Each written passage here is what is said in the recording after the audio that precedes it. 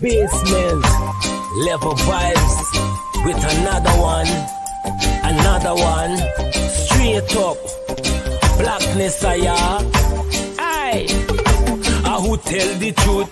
Mark Benskop, defend the ghetto youth. Mark Benskop, radio station is the fruit. Mark Benskop, straight up from the root. Mark Benskop, who tell the truth?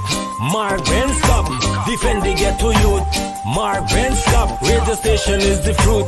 Mark Benskop, straight up from the root.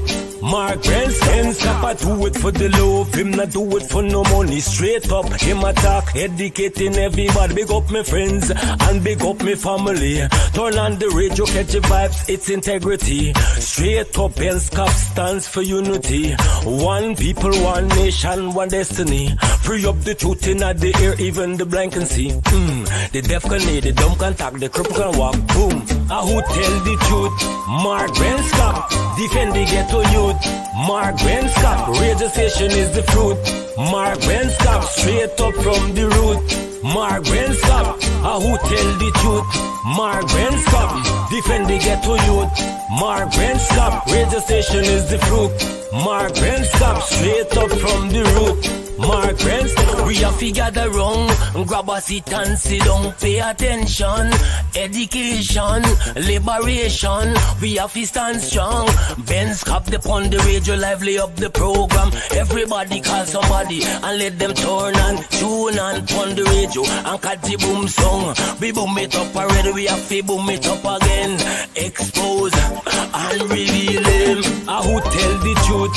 Mark Benskop, defend the ghetto youth. Mark Benskop, radio station is the fruit. Mark Benskop, straight up from the root. Mark Benskop, who tell the truth? Mark Benskop, defend the ghetto youth. Mark Benskop, radio station is the fruit. Mark Benskop, straight up from the root. Mark Benskop, I do it for the love, him not do it for no money. Straight up, him attack, educating everybody. Big up my friends and big up my family. Turn on the radio, catch the vibes, it's integrity. Straight up, Benskop stands for unity. One people, one nation, one destiny. Free up the truth in the air, even the blind can see. The deaf can hear, the dumb can talk, the cripple can walk. Boom. Who tell the truth? Mark Benskop, defend the ghetto youth. Mark Benskop, radio station is the fruit. Mark Benskop, straight up from the root. Mark Benskop, who tell the truth? Mark Benskop, defend the ghetto youth. Mark Benskop, radio station is the fruit. Mark Benskop, straight up from the root. Mark Benskop.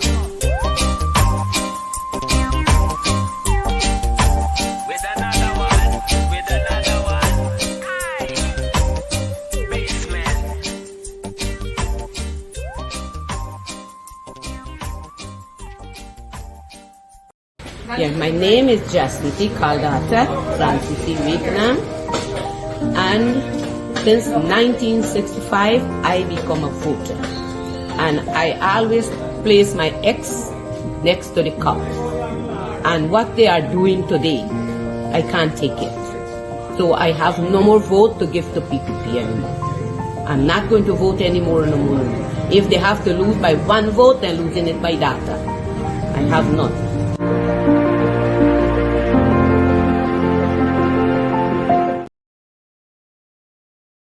Jesus Christ, if cost of living double, I don't know what happened. A pound of sugar is $300 already. Flour, everything gone up. Everything just raising. You gotta get about $40,000 for buy good ration. You gotta get 3 man now. A weekend man, a monthly man, and a fortnight man.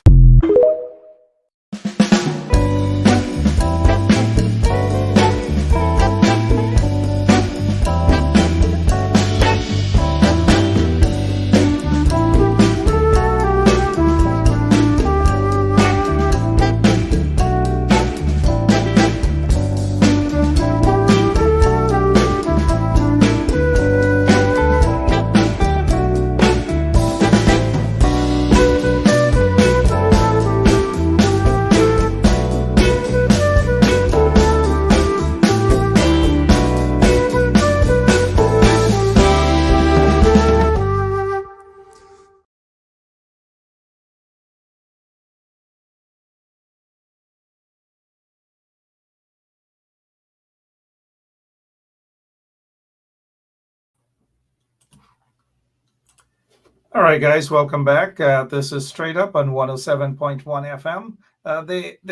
There are persons out there, you just can't be 30 seconds late. They're texting you, they're all sorts of things. Hey, Mark, where are you? Where are you? Where are you?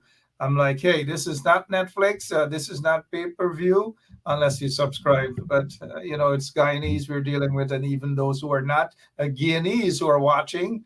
Tom, good night. How are you, sir? Hey, good night, everyone. Great. Good night. Good night, everyone's out there in the audience, out there in Guyana, Canada, New York, Florida. Hello, everybody. Yep, we're saying good night to all. Yep, sounds like a shout out program. Good night. Good night to everybody in Washington, D.C., and Florida. Folks out in Atlanta, folks in all over, they're listening. Ohio, hey, how are you guys doing? Even some folks out in Chicago, even some folks who are doing their body shop stuff, mechanics, they're watching, they're listening. Good night to all of you. We're not going to call all your names tonight because we don't want you guys to get so upset. Please share the link all over, whether it's in Linden, wherever you are, Blackbush, Poland, New Amsterdam, Tom, New Amsterdam, and all those places, including out there on Rob Street. Share the link to those folks in Rob Street as well. Let's begin. First of all, Tom, how was your day?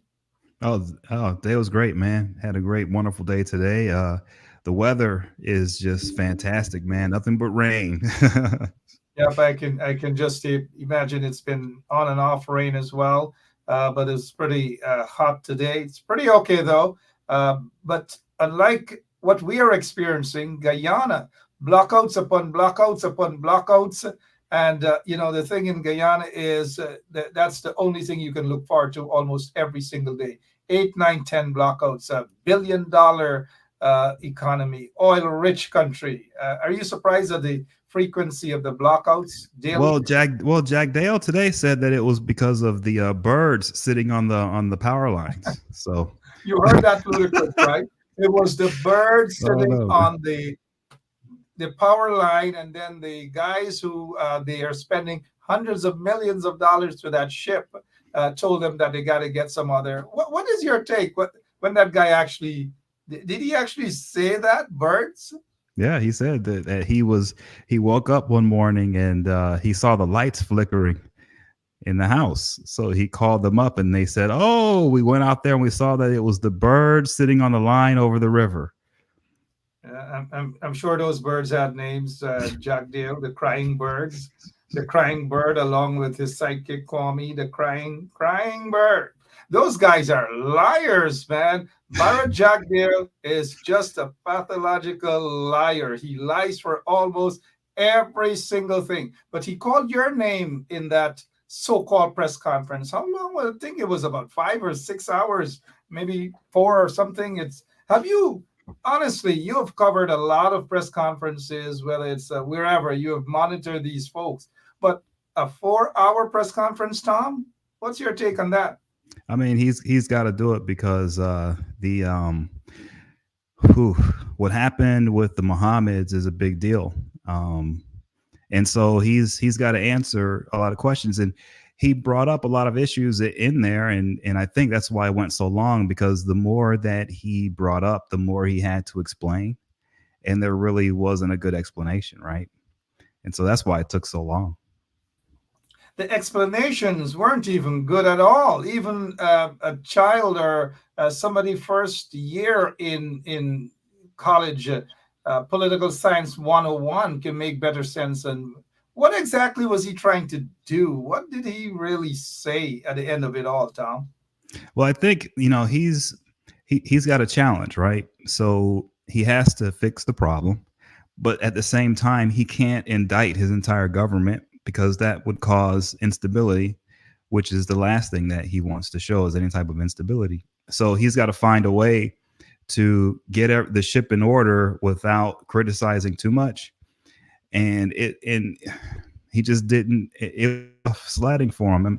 I mean, he's in a spot where he admits in the press conference several times that, the country, when it came to licensing with oil, was a backwater system, and they fixed that. He said when they came in for procurement, that was a backwater system, and there were ministers getting side deals and they fixed all that. And now he said that both the permitting and licensing division for oil and exploration, as well as procurement, he said, are world class now, world class, which is great. But the entire reason why he had the press conference was to cover the OFAC situation and the gold smuggling. And so the question is, if all these other government agencies are backwater until they got fixed, then wouldn't you say that the agencies responsible for the import and export of gold are probably backwater agencies too that need to be fixed? But he never said that they needed to be fixed. As a matter of fact, if you think about what he said that all of these exporters of gold were declaring the exact amount of gold that they were taking from Guyana to the countries that they were entering, whether it was America, Canada, the UK, the Emirates, wherever the gold was going. When they came into the countries, they were declaring every single ounce.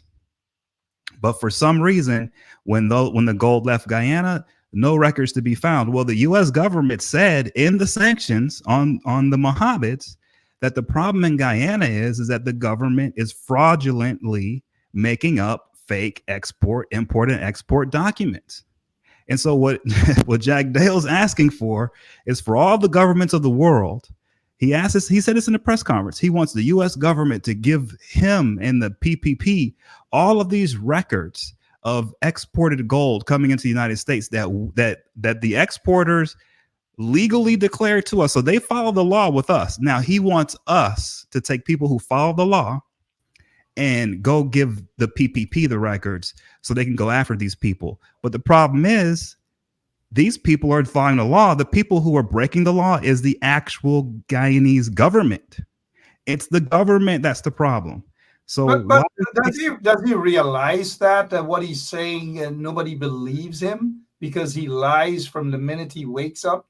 No one believes him because this is not a new something as it pertains to the smuggling of gold. It dated back since in the early 90s when several persons were arrested, including Shell Mohammed was arrested and, according to information, was actually charged with gold smuggling. Tom, are you surprised, though, that Barrett Jagdeo is trying to hoodwink the entire nation by lying and pretending as though they want to do something? Because the same record that they're asking for cooperation by the U.S. law enforcement agencies, it's the same song that they have been singing for over 20 plus years. Are you surprised that he's shamefully singing that same song? Well, I'm not surprised, but I'm a little worried because, I mean, it's worrisome when you have a situation where the U.S. government sanctions a high-level government official within the Guyanese government, okay? And when this person gets sanctioned and they resign, the next day, the head of the party of the PPP and the vice president, Jagdeo, does a press conference, and he supports this woman. He says that she's a hard worker. He had nothing but good things to say about her. Look, he's saying, oh, because he's human. Him doing that screams out that there's some corruption he's scared that she may speak about. And so he has to support her so she won't talk. That's what that seems like. That's worrisome. I don't know if he understands how worrisome that looks. That's very worrisome. It's also worrisome that he's asking for all these records to go after people, to make them pay taxes. Well, most of these people, it seems like, already paid the Guyanese government. The problem is the government isn't taking down the payments. Somebody's pocketing the money. So why are you going after the innocent people when it's the government doing all the bad work? I mean, I don't understand what's going on here, really. And Jagdeo certainly can't pretend he doesn't know. He lies a lot. He certainly cannot pretend he doesn't know about the gold smuggling and the drug dealing and so forth and so on. But let us remind those of you who haven't heard us yet that the Bank of Guyana revokes the Mohammed's Cambio license. Are you surprised that the bank acted so swiftly? Well, they had to, because what happens is because of the sanctions, any entity that does business with the Mohammeds now ends up getting caught up in the sanction problem. They get investigated, they get fined. I mean, it becomes a real issue. So everyone has to immediately cut them off, financially, economically. As Jagdeo said, they're trying to do some like studies and trying to figure out how much this impacts the government of Guyana. That's how much of an impact the Mohammeds have had on the economy, that now they have to figure out how they're going to go forward as a government, because their economy is going to get hit this hard because they have to unplug from the Mohammeds. Absolutely. Now let's go back to 1996. They were the mid 1990s. 100 ounces of ounces officials estimate is equivalent to about a quarter of the declared national production. Only the state-owned Guyana Gold Board and the Canadian-run OMI Gold Mines Limited are allowed to export gold legally. That was back then. Released on station bail of $360, that's US dollars, Guyanese equivalent to 50,000 Guyana dollars, are Butch Parmanand, a popular restaurateur, variety store owners, Shell Mohammed. So this is not new in terms of allegations of gold smuggling. This is what Jagdeo and nobody else probably wants to tell you, who are connected to these folks and who are connected to the PPP. This is not the first time that Shell Mohammed's name is being called in gold smuggling. Tom, are you surprised at this? Well, the issue is this, right? From what I can tell, the government of Guyana doesn't have a legal system to export gold through. I mean, it sounds to me, if you look at what the U.S. government has said with the sanctions, and if you listen to the press conference today, it sounds like it's the Guyanese government itself that's smuggling the gold, that they're in charge of the entire illegal operation, is what it sounds like. And so the problem is, you're going to get guys like Shell Mohammed wrapped up in this, because everyone involved is smuggling, because the government itself has established that as the legitimate way of doing business with gold in the country. That's what this sounds like to me. Yep, again, good night. Those who are now joining us, Shell Mohammed caught up back in the mid-90s with the same accusations of smuggling gold. He was arrested, according to this report, and he was released on station bail way back then. So nothing new. Hey, Tom, I want to take you back to a story sometime the latter part of 2012. And it has to do with this here. The Summer Bliss fishing boat sits dock, and that is Willemstad Port in Curacao. The gold heist. Do you recall that? The gold heist. Yeah. Oh man, that was amazing. And that one right there, I remember digging into that one, and that one was the one where that ship was a fake name they painted on there. And that was a really crazy episode there with the gold that just popped up in Curacao. And then weren't there men like dressed in clothes that said police in Dutch on the back? Oh yeah, but just grab it, and that was the gold heist. That was wild. But man. the men were actually, majority of the men were from where again? Guyana. That's right. Yeah. That's right. And if you look at the history of that boat, I remember tracking down the history of that vessel. That vessel was used for refueling fast boats that were running cocaine up and down the Pacific coast. Yeah. And so getting back to this here, during that time, 2012, who was the Minister of Natural Resources? Anybody in the audience remember? Who was the Minister of Natural Resources? Anybody? Anyone at all? And now we're trying to do here is to break things down to let you guys know that Jagdeo knew all along what was happening in terms of gold smuggling and drug dealing and all these things. You can't tell me that for 20 plus years they've been in power and Jagdeo is pretending that these things are new and they want to fix it and all manner of things. Suddenly, he's pretending that he doesn't know that this gold smuggling ring existed a long time. You can't tell me that he doesn't know that back in the mid-1990s that Shell Mohammed was accused, he was arrested and released on bail on allegations of gold smuggling. But this particular ship here caught, and I recall back in 2012, I interviewed some of the guys of the Curacao police department in charge of this investigation. In fact, even made contact with the former owner of this boat, Hunter Wagner. His phone numbers, got in touch, and the information as to where the vessel and who the vessel was sold to. Now, back to this guy. He was the Minister of Natural Resources, Robert Passad. Robert Passad. Robert Passad happens to be the nephew-in-law of Bharat Jagdeo. Robert Passad promised an investigation, promised to look into it. What do you think happened, Tom? Yeah, it went nowhere, man. No investigation into that. Same set of people asked the Curacao folks, police department, for information. What do you think happened with that information that they were given? Well, that's the thing, right? Like, I think what today Jagdeo said, oh, they got a report from the U.S., but no one can find the report. And he tried to blame it on the APNU, but it's like, come on, man. Clearly, there is a governmental problem here that's so huge that if it isn't dealt with on the government side of it, nothing's going to get done. And this is a perfect example of it. It's deep and it's political too.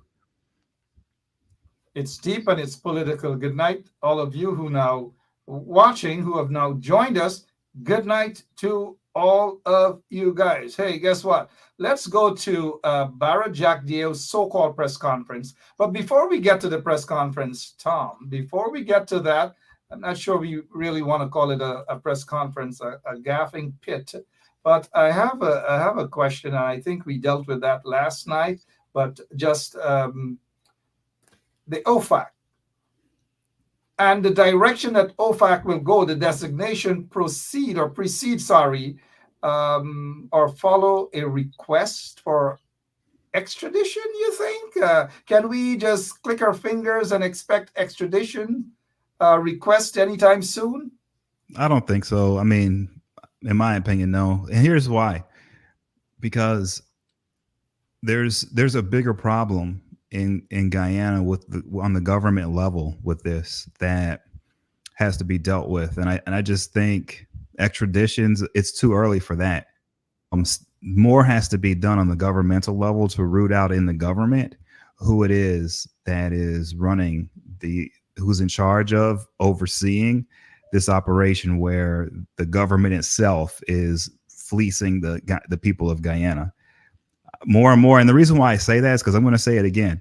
Listen to that press conference. Jagdeo says that the other countries in the world are having this gold declared when people are bringing them into the country. So there aren't any laws being broken when this gold is coming into the United States. The people who are bringing it in from Guyana are declaring every ounce.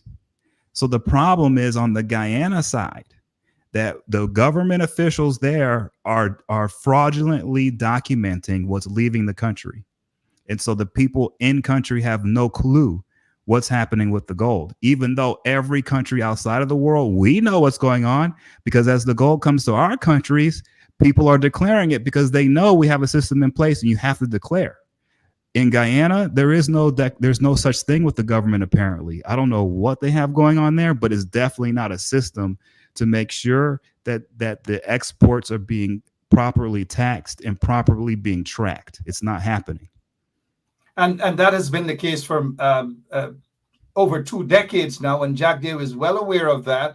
A lot of those things, gold, were being smuggled mainly through Miami as well. And a BWIA pilot, even under Jagdeo's administration, was actually caught with a heck of a lot of gold being smuggled. We're hearing about gold being smuggled through the cockpit, and all these different things ended up out in Miami. This particular case, what was so interesting, though, with that case in Curacao, that the government of Guyana then, Robert Passad being the Minister of Natural Resources, just didn't give a damn about what happened there. They were more concerned about, and we heard of threats the fishermen received, lots and lots of threats But why do you suppose that was just shoved under the rug, even though a major player in Guyana in the gold business, and it is alleged at that time that the Mohammeds were connected to that gold heist in Curacao, allegedly.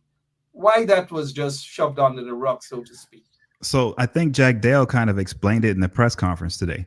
He described the process that the government in Guyana goes through when they're tracking exports of gold. And what he said was you have multiple jurisdictions of government responsible for this, and they all get together and they do their jobs. And after they do that, and this is what he said. He said the police and law enforcement have no role in any of this process until the other agencies get together first and then come to him and other political people and tell them, and then they decide what to give the police. So I clearly How that sound? That they decide. that's what he said today in the press conference. That's what I heard that. I said, well, what? How does this work? So you guys sit there as politicians and you wait until the agencies come to you to tell you, oh, something's wrong, and then you decide as politicians what you give the police. And whether the police should investigate or not. So you see where the problem is. He says it. He said it exactly. I mean, he's saying it with his own mouth, and I'm saying to myself, well, obviously this isn't going to go well if your process is that the agencies have to come to the politicians and then the politicians decide what the police get to see. I mean, hello. How is it, though, that every single thing he kept blaming the opposition, and the investigation with this guy, the Mohammeds, I'm sure it was way beyond 2019, but specifically on this particular situation started in 2019, and it just concluded. Well, the first part probably just concluded. Were you surprised that he's trying to put blame on the previous administration? No, I mean, I'm not surprised. I mean, that's what he's trying to do, right? He's trying to make it seem as if all of the gold smuggling problems were under the last guys, and since we came into power, we stopped all of that. It's not true, because if that was true, right, then where are the sanctions on the previous people? I saw sanctions put on a high-level PPP government official just a few days ago. This we know. Where are the people being sanctioned from before? And why is it that this PPP official is being sanctioned, and yet he's claiming that the PPP they had nothing to do with any of this? No, see, the problem here is that it's a governmental level problem, and it doesn't really matter what politicians are in office, right? The government itself doesn't have a system in place to be able to export gold efficiently. That's the bottom line. And instead of him saying that's what I need to fix that, he's trying to put blame on the previous party, and that's just not going to cut it. And nobody believes that. Absolutely no one believes that. He spoke about BAS, which is the Berbice Anti-Smuggling Squad that was set up back in the early 1990s, which became the biggest fraud, because that was an agency set up to curb smuggling on the quarantine. And those who were responsible for the Berbice Anti-Smuggling Squad, some of them became murderers. They shot and killed. They executed about 3 persons.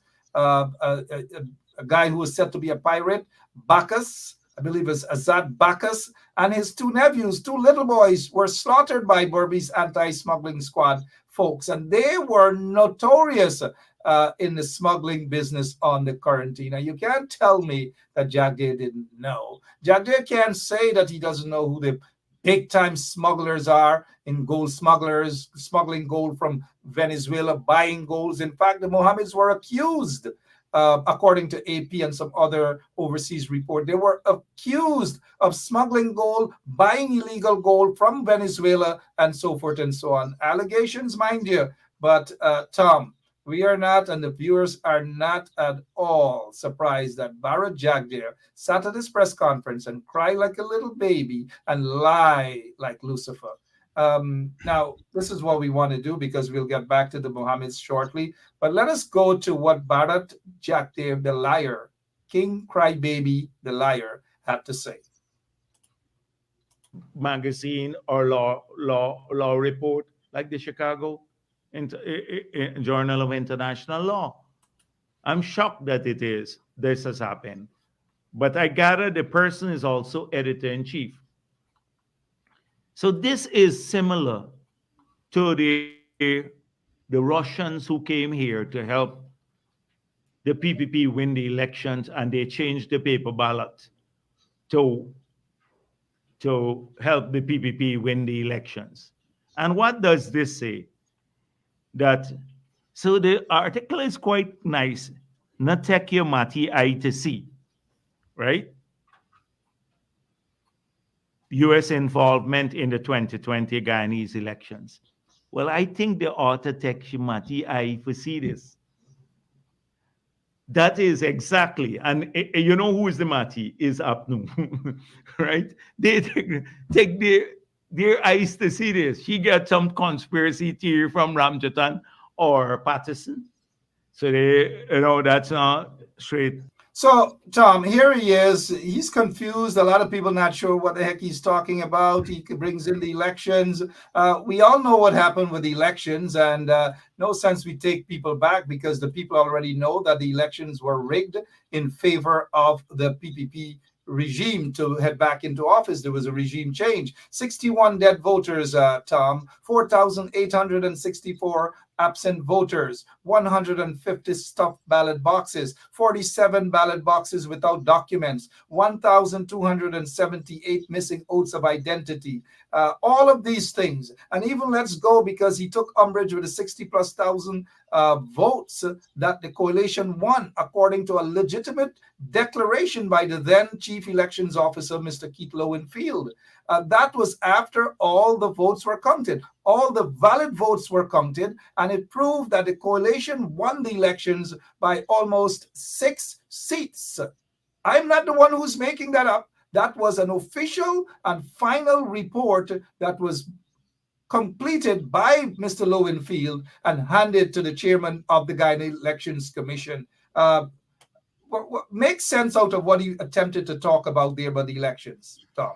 I couldn't make sense of it, man. I mean, look, once again, this is another example of the government of Guyana not having the proper level of infrastructure to do the basic things like elections, like import export control. He was speaking about, he spoke about that, but then he was saying that with the smuggling, the problem is the little old ladies take the gold and they turn it into like a piece, like a pan, and they spray it with silver, and then they put that in their bag, and that's how everything's being stolen out of the country. It's like, come on, man, that's not what's happening, right? And so he's trying to find a way to explain the unexplainable.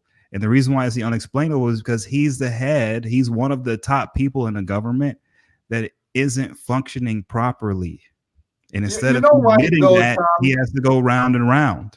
Yeah, you know why that he cannot function properly? Because the entire country, the entire folks in that country know what this guy is about. It's not about good governance. It's not about democracy. It's not about transparency. It's not about anything for the ordinary ranking Guyanese. It's all about himself, covetous friends and family. And that is how they're running that country right now. He can't tell us that he's not aware as to the big smugglers, whether they're gold smugglers, whether they're drug lords. He can't say he's not aware of that. We know better. Let's head back to his so-called press conference. And then she ran with it. A basic reading of anything, as read Guilty Sure, a basic reading of any report will show you that how nonsensical this piece is and unscholarly. And it gets published. But I think it's part of the whole mindset in which they're living. So I gather Bench Cup was on another program.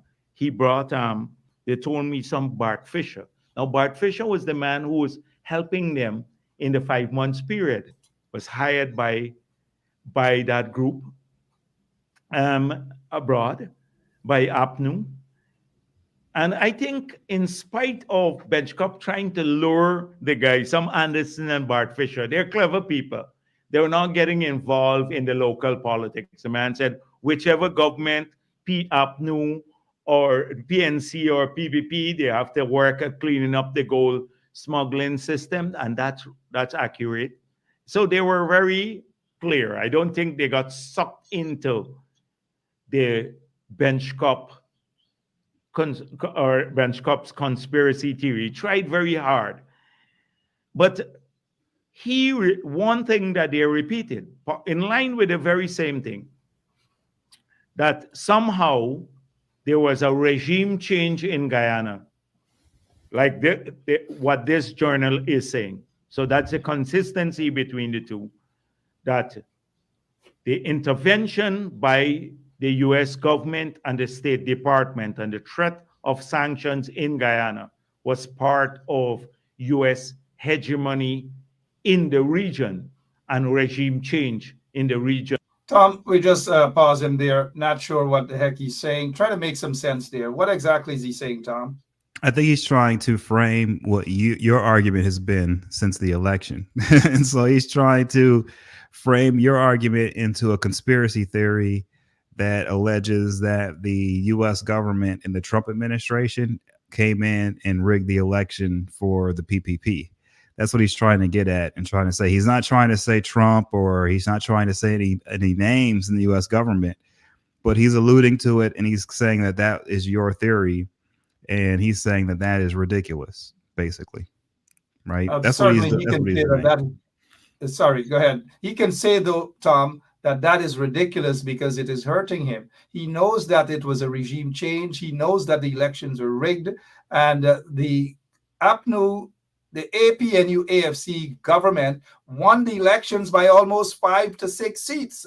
But because it was rigged by the PPP, facilitated by individuals who wanted a regime change. And he also knows that those who facilitated the regime change may possibly heading in the opposite direction next elections. He knows that he is possibly on his way out of office, and heading out of office, he may be sitting in a cell and crying like a little baby. Tom, anything else on this before we head back to the Mohammeds? No, I mean, I think ultimately, and I was telling you this earlier today, right? The problem that's been happening in Guyana, and the problem that Jagdeo, I think, is running into, is that in order for him to get to where he's at today, he had to practice a type of tactics that was basically slash and burn the enemy. Like, that's how he did it. And now we're in a different time now, because back then you did that because Guyana was a backwater nation that wasn't on the international scene. And in that type of situation, the only way to get ahead, like Jagdeo learned, is slash and burn politically, right? Just tear down the opponent, whatever it takes, lie, do whatever you have to do.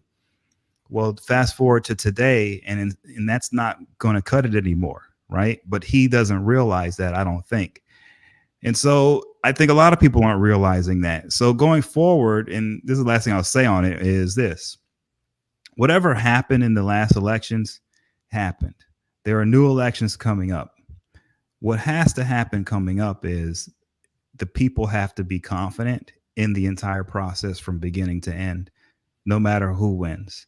And that has to be a priority of the government, and the PPP and Jagdeo have to be on board to make sure that that the next election is as transparent and upfront and legitimate as possible.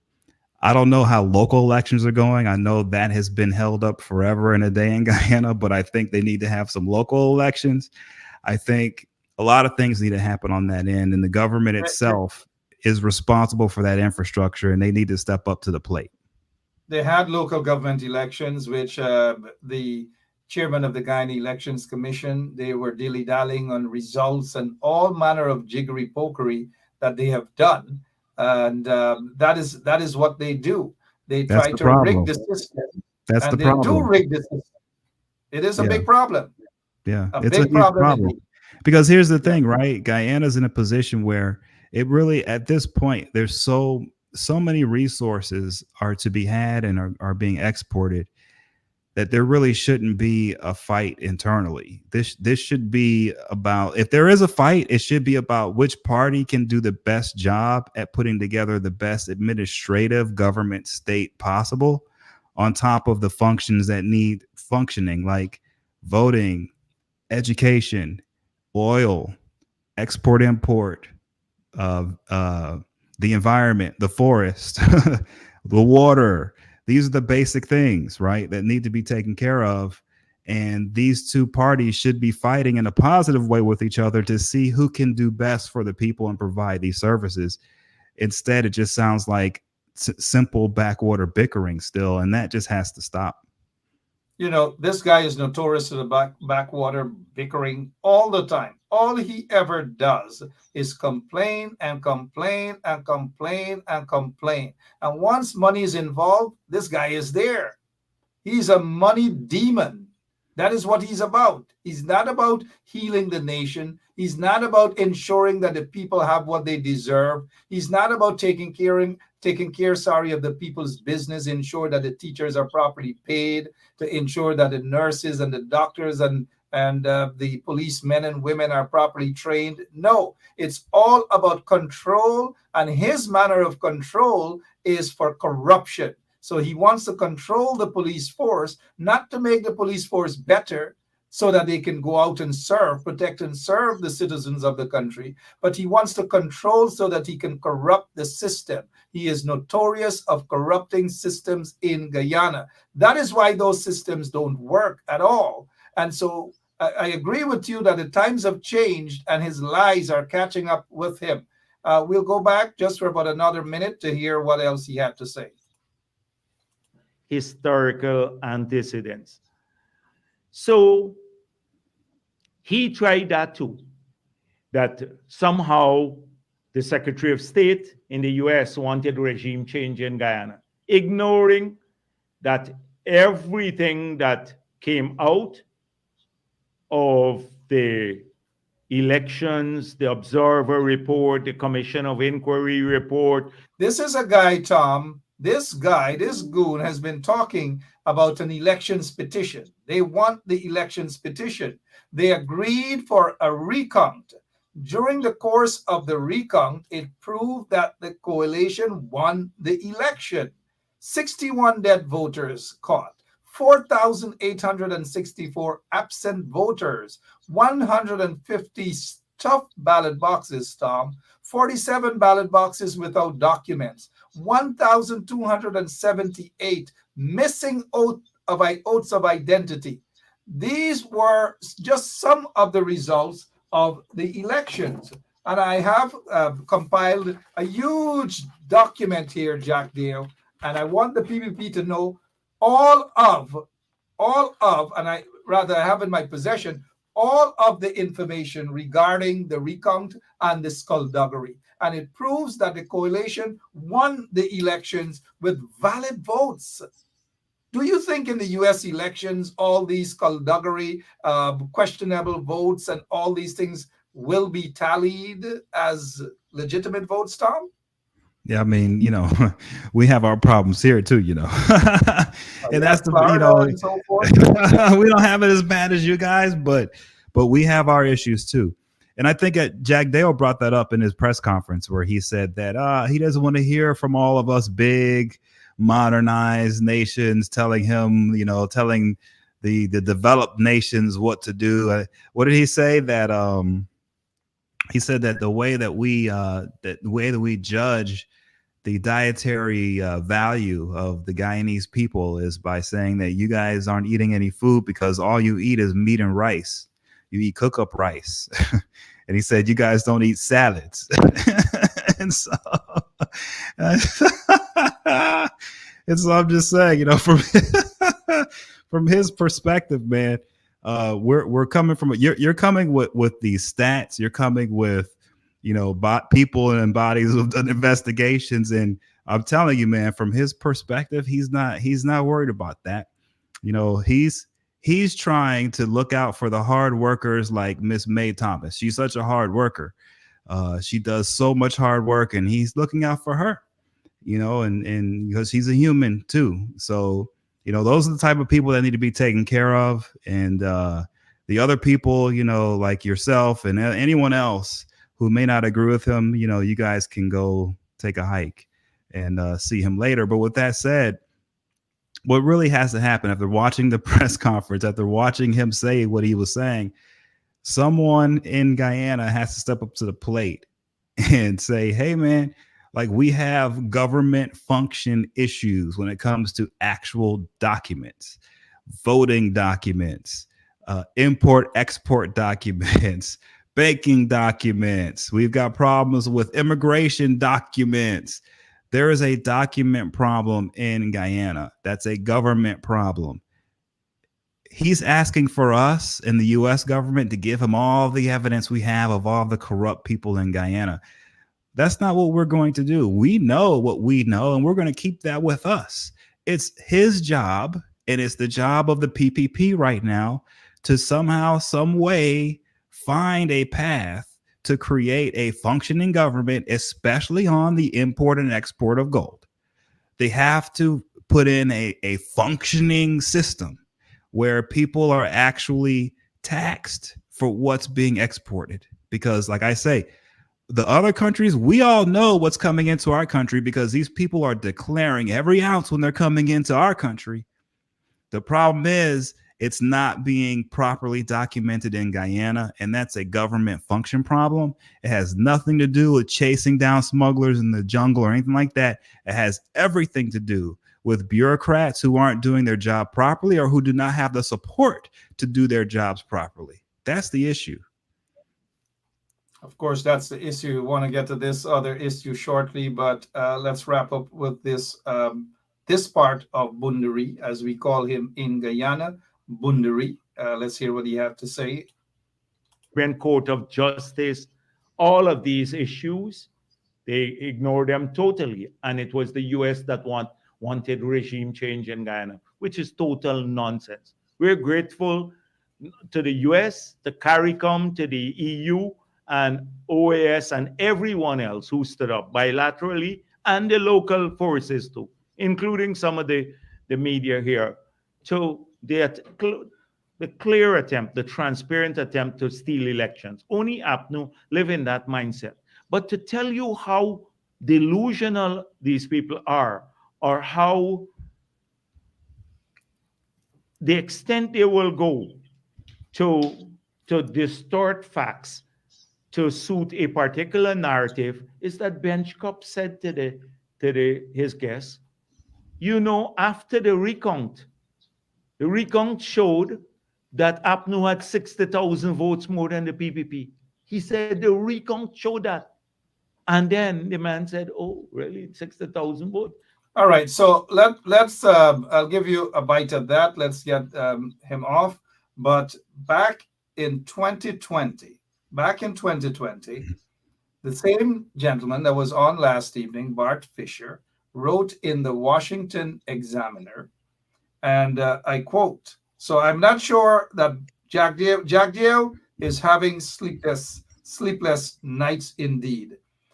In the Washington Examiner, as I'm trying to locate that here, in the Washington Examiner, if you give me just a quick, Bart Fisher actually, and I quote part of that, Bart Fisher is actually saying here, the election recount, which is still ongoing, has uncovered serious election fraud. Now, this is Bart Fisher in the Washington Examiner, is saying that the election recount, which is still ongoing, has uncovered serious election fraud on the part of the People's Progressive Party. Among the claims of fraud found on Tuesday by Chief Elections Officer of the Guyana Elections Commission, Keith Lowenfield, are ballots caused by deceased persons, which we showed earlier. But interestingly, this is what was written in the Washington Examiner, and the author of this article is Bart Fisher. So the point I'm trying to make is I didn't have to put figures in Bart's mouth, or numbers in Bart's mouth. This is what Bart wrote. According to Lowenfield, the AFC coalition had 68,383 more votes than the PPP. I am not the one who's making this up and trying to put words in Bart Fisher's mouth. No. Tom? No, I'm looking at the article now. And I spoke to Bart yesterday. That was the first time I ever spoke to him, and I got to tell you, he's a pretty impressive guy to me. I haven't, worked with him personally, but he seems like a pretty legit dude. And I've worked with the Washington Examiner in the past, and they tend to do a pretty good job. I see that he speaks about Yvette Clarke in this piece as well, Representative Yvette Clarke out of New York City. So, I mean, look, at the end of the day, and this is why Jagdeo was saying what he was saying about me and Bart, as an American, we can only say what we know from our perspective, and we try to stay out of the local politics. Why? Because I know, at least for myself personally, that I have enough experience and enough respect for the people of Guyana to not step on them locally. I have respect for the country. I have respect for the people.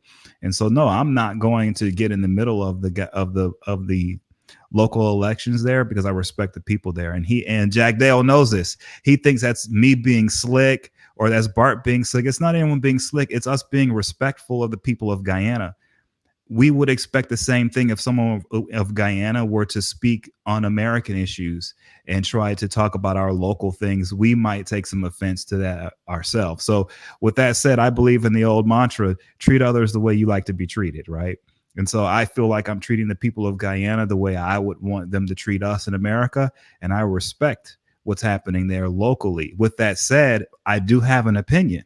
In my opinion, when you point out all these things, Mark, and from my experience of my background of doing investigative work on corruption in the Caribbean, in the United States, all of it points towards something didn't go good in the last elections. That's the bottom line.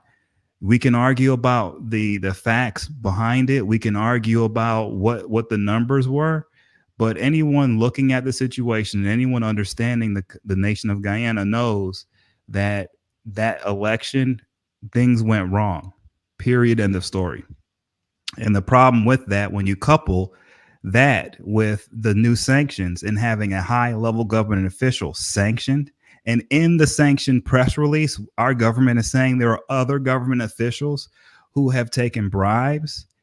And then when Jagdeo comes on the press release, he doesn't mention dealing with any of that. All he says is he wants the U.S. government to give him all of the investigative materials we have and let him decide who's going to get punished in Guyana. Well, that's not going to work. It's not going to work. What has to happen is the Guyana has to fix itself from the inside. And it starts with dealing with getting rid of the corrupt government officials who are overseeing the export of the gold. That's the problem. That's the problem. That is what has to be dealt with. That was not touched by Jagdeo in 4 or 5 hour press conference today, which is shocking, because that's the problem. And he spoke about everything else but that. What does that tell you? It tells us a lot of things. 59 minutes after 9 o'clock, it tells us that he understands what's happening. He understands what the corruption is all about. He can very well, or he may very well be part of that massive corruption, whether it's gold smuggling, whether it's drug dealing, and all these things. He could possibly be part of that, hence his reason for wanting to protect that. I'm not going to get into the part whereas he he's a silly guy, talked about I cried and I begged him. This guy is such a liar in every aspect. The evidence is there to prove otherwise. But what I do know that sometime very soon, Jagdeo will be crying and begging like a little baby in some prison cell. Sometime soon. Maybe there'll be extraditions for some of those officials. Maybe there'll be visa revocation, maybe the indictments. And so I don't know, but just maybe. That's all I'm saying. Tom, let's go back to this guy here now. Nazar Mohammed. This was a report last year, 2023. It says, from money laundering to murder, U.S. firm clears Mohammed's of damning allegations. A U.S. firm, a U.S. lobbying group headed by this guy, or this guy who's part of it, Tom Locke. Tom Locke is a former FBI agent, and this is what this group says. Following almost a year of Whoa. investigations, the Berkeley Research Group (BGR) Group, which operates out of Washington, D.C., has cleared the damning allegations leveled against popular businessman Nazar Shell Mohammed and his family. Tom, this is a bit baffling that a firm has that authority to clear a suspect. Talk to us, Tom. I mean, Tom Anderson, not Tom Long. Well, look. Well, here's the thing about groups like BGR Group. They're a lobbying group. So that your audience understands. BGR Group is a very powerful lobbying firm in the United States of America. They have partners, I believe, former governor of Mississippi, Haley Barbour, is one of the founding partners, I believe. It's just a really, really powerful group. And they have many, many, many former government officials that they plug into, who plug into current government officials. So for them to have been hired, first of all, that costs a lot of money. So a lot of money was spent to hire them, number one. And number two, I can promise you, whatever report they did, if you look at it, it's going to look very, very legit. And it's going to tell one story, the story that was paid for by the Mohammeds, or whoever paid for the report, right? It's one side of the story. And you know what? That side of the story is going to be a pretty good story to be told, because I know BGR does good work, right? With that said, that has nothing to do with with actual law enforcement, with an actual real investigation by the FBI or the DEA or by anyone else within government. That has nothing to do with that at all. So that's a good headline, and it makes it seem like that the Mohammeds are fine. And I guess what they're thinking is for people in the Caribbean, in Guyana, and most US readers, I guess, or people who are reading this around the world, they will read that and think, okay, those guys are okay, and no one's going to dig in too deeply. But the reality is, BGR Group, they're not a law enforcement agency. Okay. And so whatever they did, it was private sector, it was paid for, and they did it for a client. And it's going to sound good, but has nothing to do with reality. All right. Tom, with your years of experience in investigating and corrupt governments and individuals and agencies and politicians and so forth, how does this look from your standpoint? And I'm speaking of the headline here, from money laundering to murder. We are seeing here the Mohammeds in the past have been accused, mind you, of money laundering, gold smuggling, murder, extortion, drug trade, and gun running. I mean, these are serious charges. And even with this sanction, this recent sanction, it is probably maybe if anyone has this belief or this assumption that they can very well be indictments, criminal indictments, because these are serious allegations leveled against them. Murders, gold smuggling, extortion, drug trade, gun running. Tom? I mean, well, that's, in Guyana, I mean, so, and I was saying this yesterday on the show, the problem with when you don't have a strong government system that is in place to keep, the traffic flowing, to keep everyone on the up and up, something that everyone can rely upon, you create a system where it's every man for himself.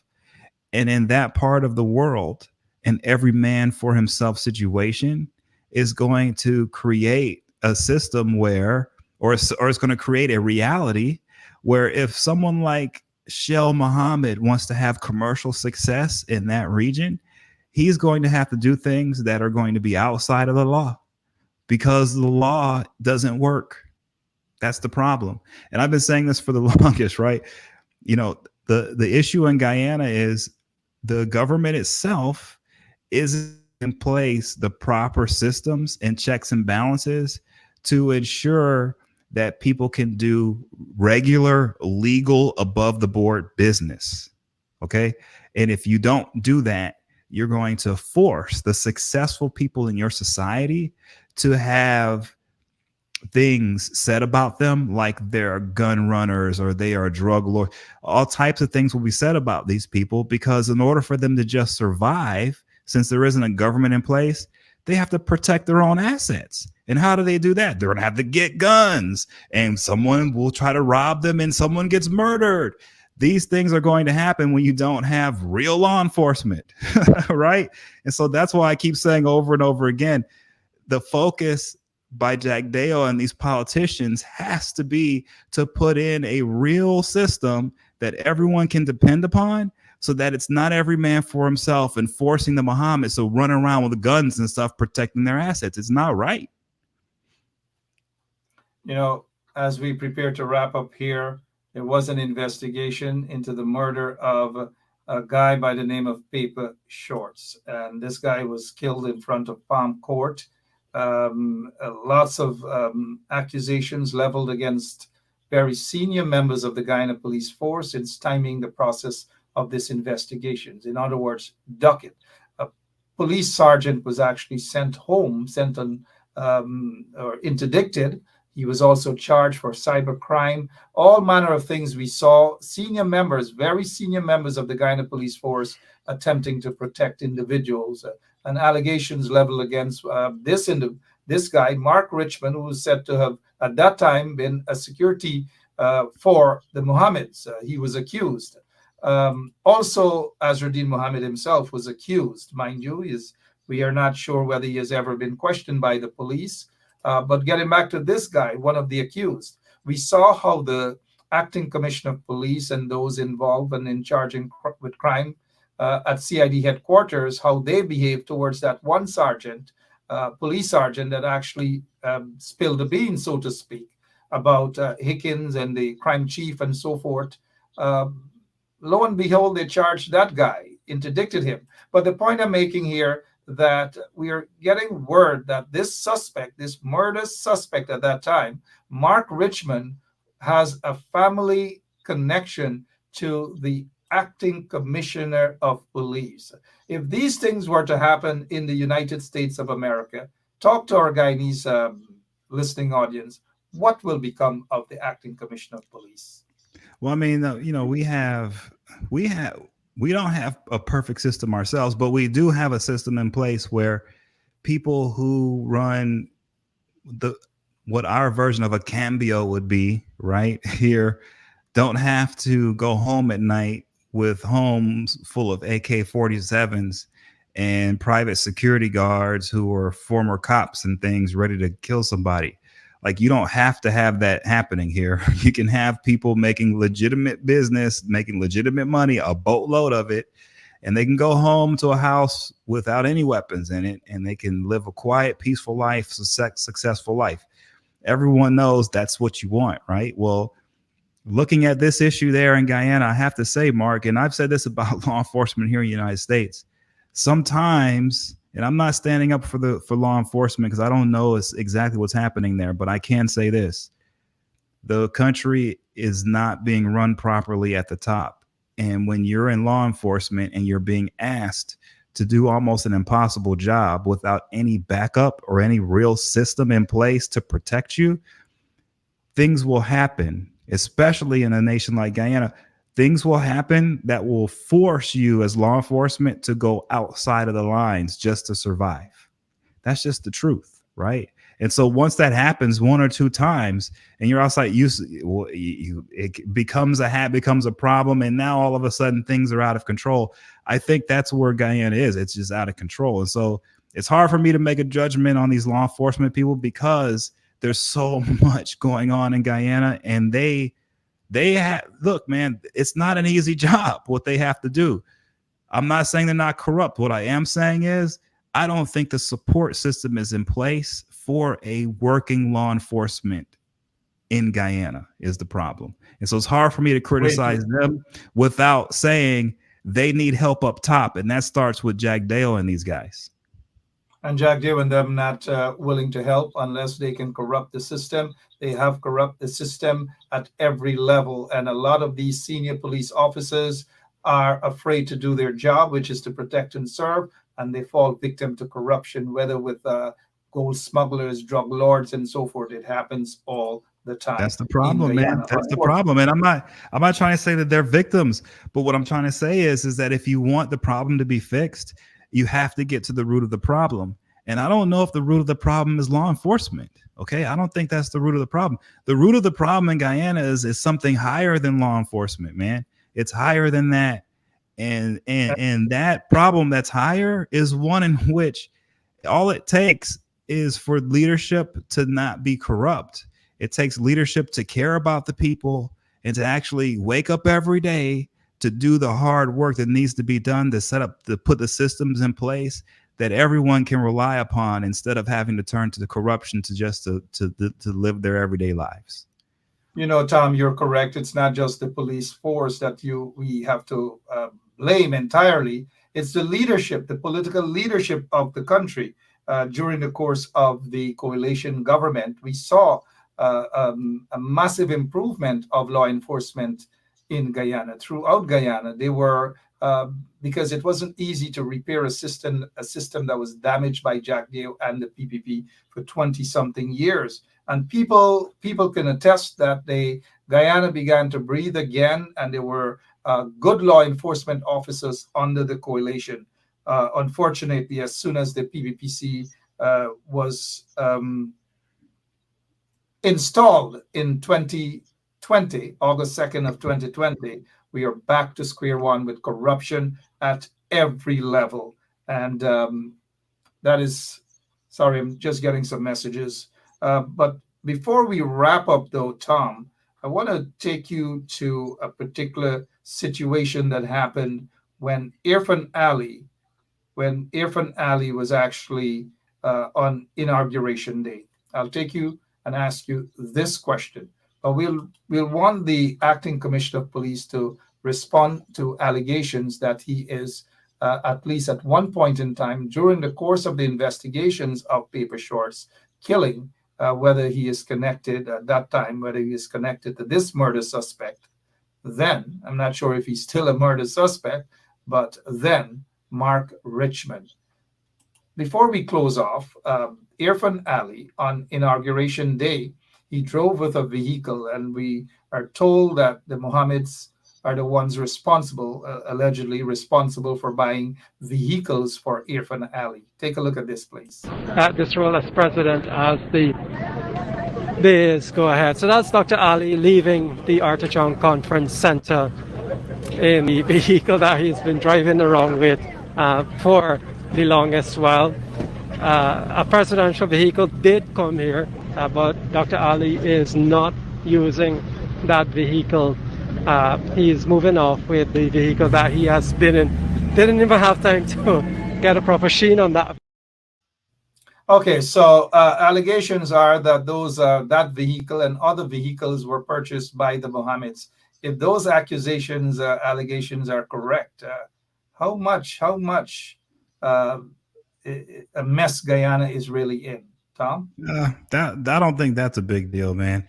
That right there, that happens all the time. I mean, you've got in situations. Yes.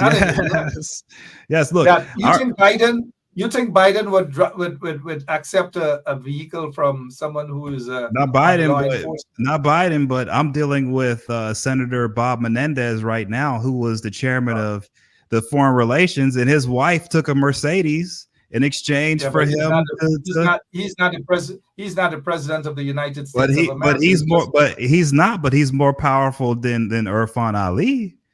Okay, and he's taking Mercedes Benzes, so it happens, and the issue really is right. In a nation like Guyana, the system is such a way that insiders can do things like that with the politicians. They can still do that in Guyana, and I understand that's something that has to change, but I don't see that as that much of a big deal. I think the bigger problems to me are like what I said earlier, is the stuff with the actual government systems that are not functioning, that, you know, the import export controls where they're making up documents.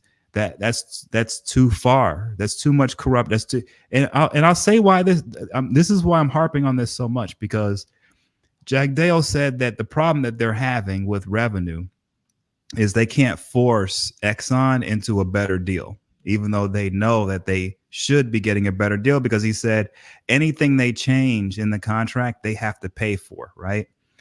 Well, Guyana has the money to pay for anything. Why do we know that? Because, for example, Jagdeo said in the press release today that they've got billions of dollars of gold leaving the country every month that isn't accounted for, and they're not taxing. So they have the money there. They just, as a government, aren't collecting it. If they were to have a system in place to collect the money properly, they would have the money they needed to go in and maybe change some stuff with the Exxon deal to make it a little bit better. I don't know. But what he's doing right now is saying, oh, throw his hands up. We don't have the money. We can't do anything about it. But he's doing nothing when it comes to going in and making sure that the government actually taxes the gold that's leaving. And we know that it's billions of dollars worth every month. And no one to this day, even after his press release, he's not doing anything about it. Nothing about it. That's the bigger problem than this truck with Ali, in my opinion. All right, folks, there are bigger problems, and Tom is correct that it starts at the highest level of the government. Unfortunately, the highest level of the government are themselves complicit with all of these things, whether gold smuggling. They are complicit in almost everything, every single thing. We saw what happened when Jagdeo was president. The death squads and killing squads and people were assassinated. Even a minister of government, Minister of Agriculture, Saturday saw his security guard, his two other members of his family. They were slaughtered. Kaito News workers were slaughtered. Ronald Waddle was assassinated. Courtney Crummy Wing. All these things under the PPP regime. It has got to come to an end, and it can only come to an end through your vote next time. That is why it's important that you go out and vote. Closing, as we prepare to wrap up, I got some information that there was an event in Washington, D.C. Some of the PPPC folks met with Congressman Jackson, Jonathan Jackson. Slated to attend that conference or that meeting was the quote-unquote Prime Minister of Guyana, Mark Phillips. Mark Phillips was a no-show at that event, a no-show. According to information, Mark Phillips is afraid to travel. He is afraid to travel to the United States of America. Tom, are you surprised that a lot of these government officials, PPP ministers, including Jagdeo and now Mark Phillips, they are afraid to travel to the U.S.? Yeah, I mean, with the sanctions that came out, obviously, we've already said that we know that there are other government officials who are being bribed and who are breaking the law. So we've got a pretty good handle on a lot of the political corruption going on there. Not all of it, but it seems like we've got a pretty good handle on it. And so, yes, if you're one of these guys and you know that in order for you to have survived and to have succeeded, you had to do things that maybe not were the most legal things, then yes. And you know the U.S. government's looking, yeah, you probably aren't trying to travel here that much. That's for sure. More than that, though, I think what we're seeing is sort of a crossroads in the region, because you have a situation where the Russian ships are now in Cuba. They may be headed to Venezuela. You have China's influence here. And because of the natural resources and because of the geopolitical movements happening in the Middle East, I truly believe that the gravity here and the energy here is going to push Guyana to be a much more legit country and less backwater. And I believe the gold import-export part of this is one of the most important parts of it. If there is some way possible that the government itself can actually get themselves together and create an infrastructure where they can actually get revenue from what's coming out of the jungles of Guyana, you will see the fruition of the potential of the country come to an existence, come to reality. It will come. But what it's going to take is the elected officials, no matter who they are. Once again, I'm not going to get into local politics, but it's going to take the elected officials having a concerted effort and a focus, a laser beam focus on making sure that they're creating the best systems possible in place to make sure that they are getting the revenue that the people of Guyana deserve. Because right now, the people of Guyana are being robbed blind, and it isn't fair. Certainly isn't fit at all. People are being robbed blind by the corrupt members of the PPPC there at Freedom House and at Office of the President. It has never been this bad. Guyana has gone to the dogs, gone right down into the drains. Corruption at every level of the government, from top to bottom. People have their lands being taken away, bullied, all manner of things. People are being threatened. Corrupt businessmen, corrupt deals, order of the day. We heard Bara Jagdeo spoke earlier too about that people who are going into Guyana and doing business with the local people and giving the people 50% share. But let me just have you guys know that the reason why Jagdeo is concerned about that is because those foreign investors going into Guyana and wanting a local partner, they are no longer going to the PPP guys them as local partners. They're going to it with independent individuals, and that is what these guys have a problem with. Now back to these officials who are afraid to travel. Peter Ramsrup went out in Washington D.C. because Peter Ramsrup it happens to be a U.S. citizen, but it doesn't mean that because Peter Ramsrup is a U.S. citizen, he wouldn't be pulled in for secondary questioning and search and all these sort of things.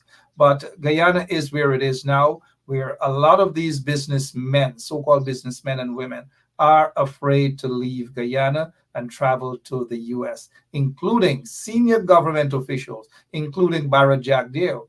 I asked Bara Jagdeo to come to the U.S. next week. Let's have a cup of coffee. If you dare come to the U.S., I'm sure he's afraid to come. I'm sure he's afraid to travel, just like Prime Minister Mark Phillips is afraid to travel, or the senior government functionaries are afraid to travel to the United States of America.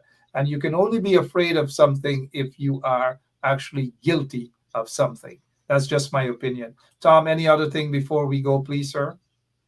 Well, that's it for me. I mean, there's more to come, of course. And look, thanks for having me on. There's just so much more to come. And like I continue to say, I have such a positive outlook on the future of Guyana. I don't see these problems as insurmountable at all. I actually see these issues as easily solved. It's going to take some leadership with some vision, some leadership with courage to do what it takes to get these systems in place. But that isn't that hard to do because there are many, many people around the world who are more than willing to help the people of Guyana, including myself and others that I know. And so the help is out here.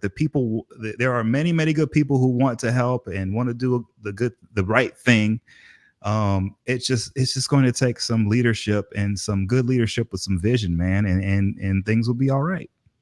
Good leadership and vision for all of the people of Guyana. Tom Anderson, it's always a pleasure to have you on. Can't have these sort of leadership. These guys are hustlers. As we say in Guyana, they are flat-foot hustlers, a bunch of scamps, a bunch of crooks.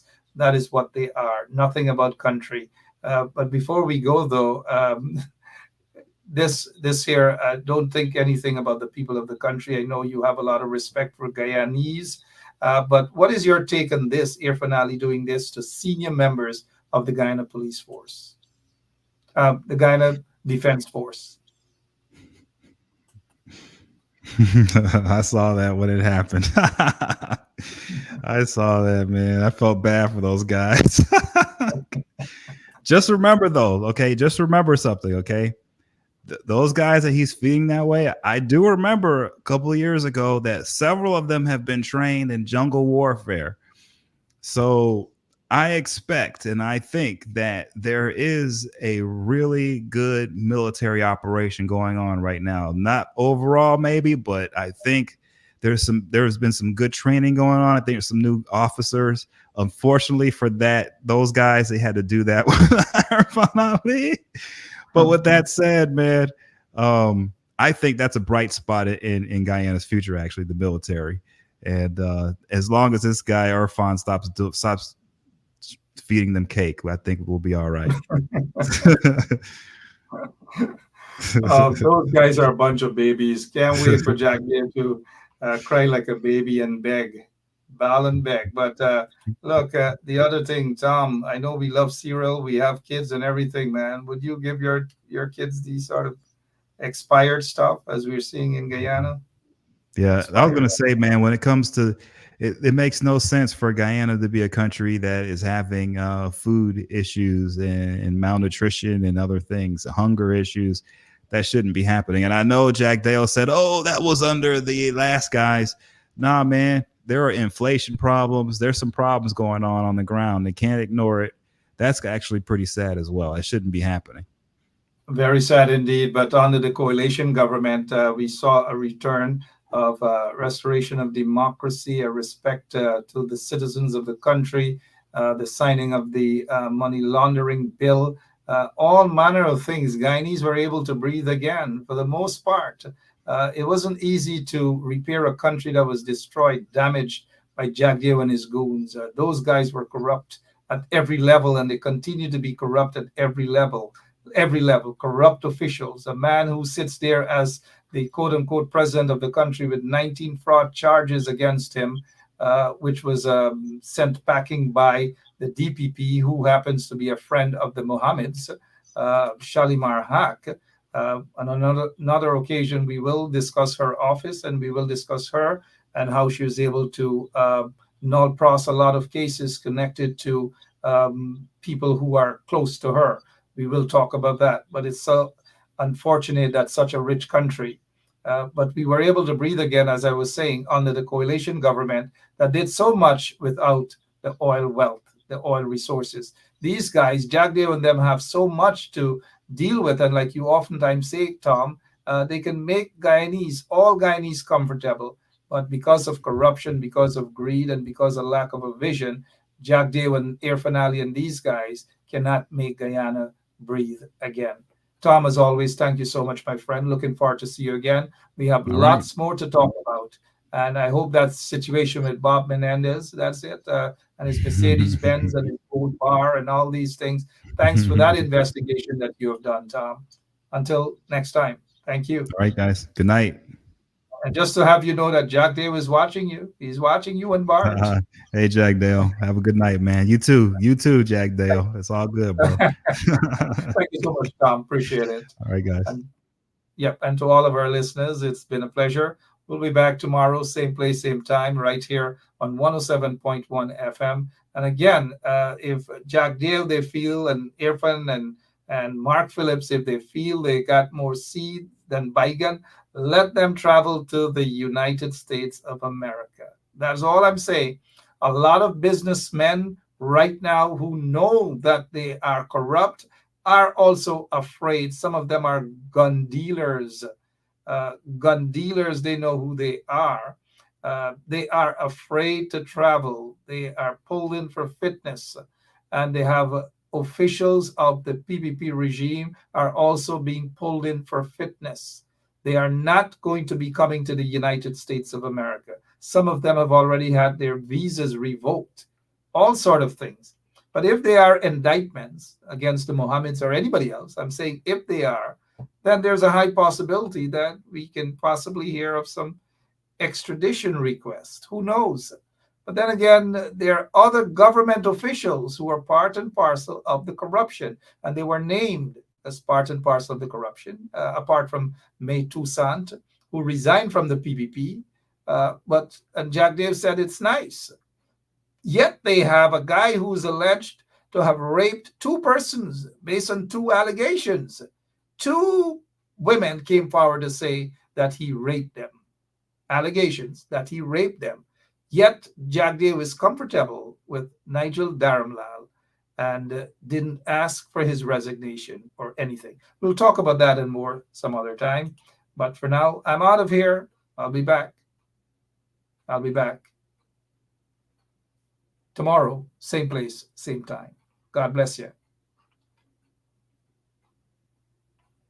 Yeah, my name is Jagdeo Caldata, Francis Vietnam, and since 1965, I become a voter. And I always place my X next to the cup.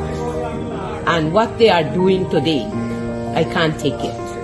So I have no more vote to give to PPP anymore. I'm not going to vote anymore no more. If they have to lose by one vote, they're losing it by data. This role as president as the days go ahead. So that's Dr. Ali leaving the Artichoke Conference Center in the vehicle that he's been driving around with for the longest while. A presidential vehicle did come here, but Dr. Ali is not using that vehicle. He's moving off with the vehicle that he has been in. Didn't even have time to get a proper sheen on that. Oh, Jesus Christ, if cost of living double, I don't know what happened. A pound of sugar is $300 already. Flour, everything gone up. Everything just raising. You gotta get about $40,000 for buy good ration. You gotta get 3 man now. A weekend man, a monthly man, and a fortnight man.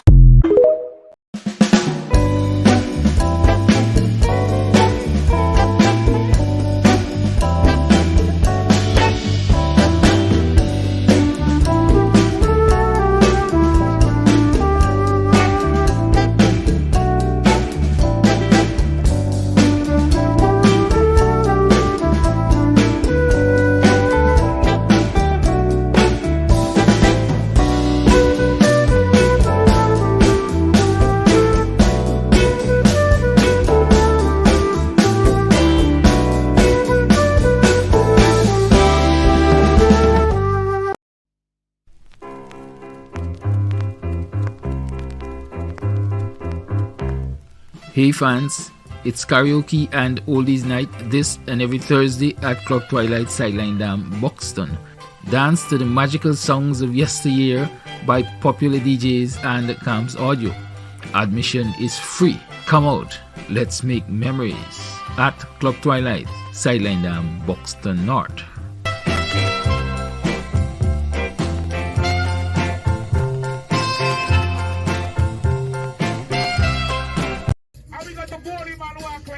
You ready? Buxton, let me go now. Hear me sing now.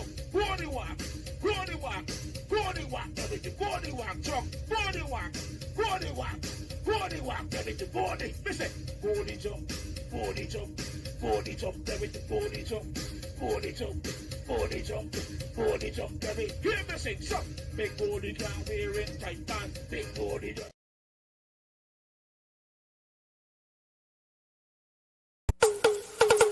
Basement level vibes with another one, straight up blackness. Aye, who tell the truth? Mark Benscop, defend the ghetto youth. Mark Benscop, radio station is the fruit. Mark Benscop, straight up from the root. Mark Benscop, who tell the truth? Mark Benscop, defend the ghetto youth. Mark Benscop, radio station is the fruit. Mark Benscop, straight up from the root. Mark Benscop, I do it for the love, him not do it for no money. Straight up, him attack, educating everybody. Big up my friends and big up my family. Turn on the radio, catch the vibes, it's integrity. Straight up, Benscop stands for unity. One people, one nation, one destiny. Free up the truth in the air, even the blind can see. The deaf can hear, the dumb can talk, the cripple can walk. Boom. Who tell the truth? Mark Benscop, defend the ghetto youth. Mark Benscop, radio station is the fruit. Mark Benscop, straight up from the root. Mark Benscop, who tell the truth? Mark Benscop, defend the ghetto youth.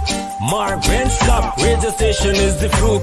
Mark Benscop, straight up from the root. Mark